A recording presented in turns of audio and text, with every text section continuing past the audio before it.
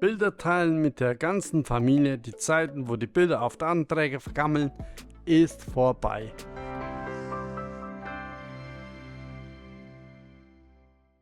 Hi, servus, herzlich willkommen auf CBTube. Schön, dass du da bist.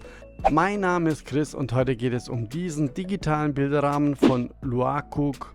Im Bilderrahmen selbst tickt eine Software von Frameo. Digitale Bilderrahmen eignen sich gut für ältere Personen oder Personen, die nicht technikaffin sind. Im Bilderrahmen muss gar nichts gemacht werden. Die Bilder wechseln automatisch, aber es hat ein paar Buttons, wo was gemacht werden kann. Er benötigt nicht unbedingt ein WLAN, aber eine Stromverbindung bzw. Powerbank. Nun, der Bilderrahmen ist aus schwarzem Kunststoff 26,5 cm breit x 18,2 cm hoch x 2,5 cm tief. Das Foto ist 21,5 cm breit x 13,5 cm hoch, also ein 10,1 Zoll Bildschirm. Der Bilderrahmen eignet sich daher eher auf ein Nachtkästchen-Schreibtisch, wo der Abstand zum Bilderrahmen gering ist. Wenn man allerdings nur Porträtfotos drauflädt, kann der Abstand auch größer sein. Der Bilderrahmen hat eine Auflösung von 1280 x 800 Pixel, also hat die Auflösung und eine automatische Rotation des Bildes. Ein IPS-Touchscreen, 32 GB Speicher, es gehen also tausende Bilder drauf und einen Micro-SD-Kartenslot, wo du den Speicher nochmals auf 32 GB erhöhen könntest. So kannst du deine alte Micro-SD-Karte noch sinnvoll hierfür nutzen. Aber vor allem kannst du mit einer Micro-SD-Karte neue Bilder draufladen, zum Beispiel von der alten Micro-SD von deinem Smartphone, oder die Bilder vom Bilderrahmen auf diese sichern. Daneben befindet sich ein USB-C-Anschluss. Dieser ist zum Übertragen der Bilder zum Beispiel von deinem Computer oder USB-C-Stick. Auch kannst du diesen Anschluss für eine Powerbank nutzen, den Bilderrahmen so dann in ein Regal stellen, wo keine Steckdose vorhanden ist. Daneben ist der Reset-Knopf und das ist der DC-Stromanschluss für das mitgelieferte Netzteil und Kabel. Die Inbetriebnahme ist ziemlich einfach. Den Rahmen an den Strom anschließen und dann warten. Und die Verbindung niemals trennen, wenn der Bilderrahmen an ist. Land eingeben, WLAN auswählen, Passwort eingeben. WLAN brauchst du unter anderem für die Aktualisierung der Software, Wetteranzeige und falls du deine Bilder per App deiner lieben Person von Hawaii direkt auf den Bilderrahmen schicken willst. Dann Datum, Zeitzone, dann wird der Rahmen aktualisiert. Das kann einige Minuten dauern.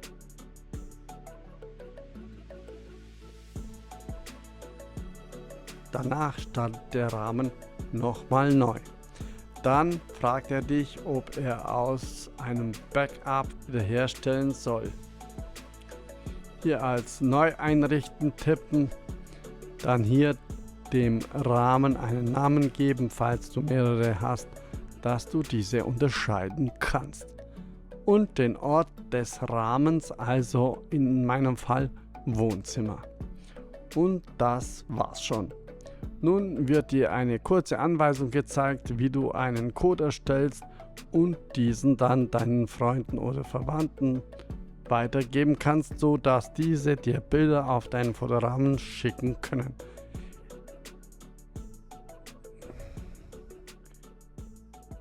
Ich bin jetzt bereit.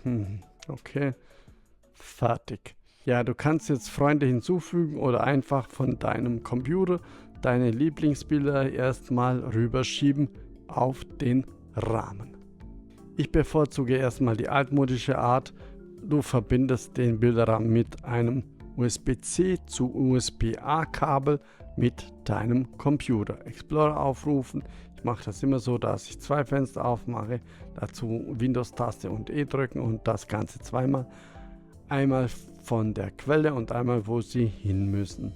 Bilder auf dem digitalen Bilderrahmen musst du in RAM, interner Speicher, du kannst hier nun die Bilder auswählen und dann in den DICM-Ordner verschieben. Komplette Ordner kannst du hier leider nicht verschieben.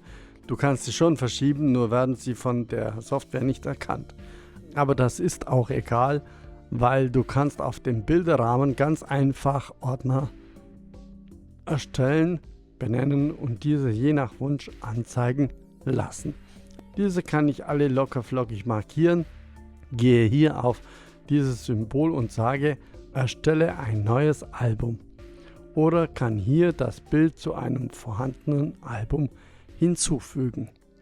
Zack, fertig. Wenn du nun auf das Bild tippst, dann öffnet sich ein Menü, wo ganz oben links der WLAN-Name steht, dann der Ordner, wo gerade gezeigt wird und rechts das Datum. Weiter unten hier kannst du einen QR-Code erstellen und diesen dann verschicken. Meine Fotos, hier kannst du die Fotos verwalten, Alben erstellen, sortieren, markieren, verschieben und so weiter. Einstellungen lasse ich mal aus. Hier aus und einschalten. In der Spalte unten links in das Album aufnehmen, kannst du das Bild direkt in ein Album aufnehmen. Bild anpassen, am Rahmen beschriften. Du kannst es auch drehen, mit dem grünen Haken bestätigen. Fertig. Reagieren kannst du mit diesem Smiley hier auf das Bild, wenn dir dieses jemand zugeschickt hat. Verbergen, hier kannst du ein Bild verbergen, das gerade nicht gesehen werden soll oder komplett löschen. Dann waren da noch die Einstellungen, die ich übersprungen habe. Hier kannst du dann noch viel einstellen, wenn du das möchtest.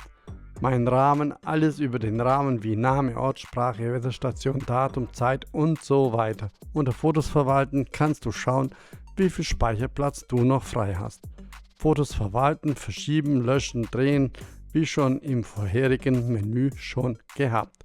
Übertragung vom Computer, hier wird dir beschrieben, wie du das machen kannst. Fotos importieren, hier das gleiche, nur eben von einer SD-Karte oder vom Stick. Fotos exportieren, genauso, das kannst du in diesem Menü machen. Ja, und Wiedergabe vom externen Speicher. Ja, das meiste ist ja schon selbsterklärend. Und unten steht ja auch immer, was damit gemeint ist. Unter meine Freunde, hier kannst du deine Freunde, soweit du diese mit dem QR-Code eingeladen hast bzw. geschickt hast, hier verwalten bzw. entfernen, wenn du von demjenigen doch keine Bilder mehr erhalten möchtest. Unter Anzeigen kannst du die Helligkeitsstufe, Schlafmodus, Textgröße und die Anzeigegröße verändern. Diashow, hier kannst du weitere Anzeigeoptionen aktivieren oder deaktivieren. Unter WLAN kannst du dein WLAN verwalten.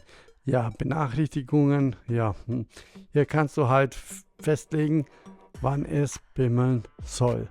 Sichern und wiederherstellen, das ist auch alles selbsterklärend und der Rest sowieso.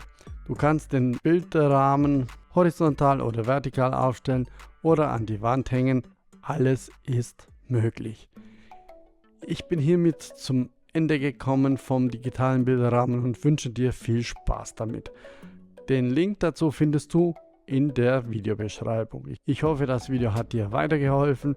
Bedanke mich recht herzlich fürs Zuschauen, dass du das Video bis zu Ende gesehen hast und diesen Kanal abonniert hast.